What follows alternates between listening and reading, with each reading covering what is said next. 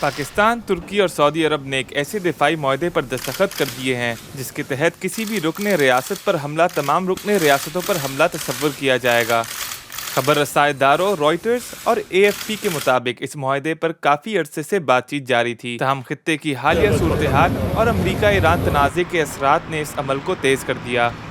اس دوران نہ صرف خلیجی ممالک میں تشویش بڑھی بلکہ آبنائے ہرمز اور بحیرہ احمر میں بحری آمد و رفت بھی متاثر ہوئی، جس کے بعد علاقائی طاقتوں نے اپنے دفاعی تعاون کو مزید مضبوط بنانے کی کوششیں تیز کر دیں۔ یہ معاہدہ سعودی ولی عہد محمد بن سلمان، ترک صدر رجب طیب ایردوان اور پاکستانی وزیر اعظم شہباز شریف کی ملاقات کے موقع پر طے پایا ہے۔ پاکستانی وزارت خارجہ کے مطابق معاہدے کا مقصد کسی بھی جارحیت کے خلاف اجتماعی دفاعی صلاحیت کو مضبوط بنانا ہے، اور اس کے تحت تینوں ممالک میں سے کسی ایک کے خلاف مسلح حملہ تمام رکن ریاستوں کے خلاف حملہ تصور کیا جائے گا۔ یہ پیش رفت ایک ایسے وقت میں سامنے آئی ہے جب پاکستان اور سعودی عرب گزشتہ سال بھی ایک اسٹریٹجک دفاعی معاہدے پر دستخط کر چکے تھے، جبکہ پاکستان، ترکی اور سعودی عرب کے درمیان اس نئے معاہدے پر کئی ماہ سے مذاکرات جاری تھے۔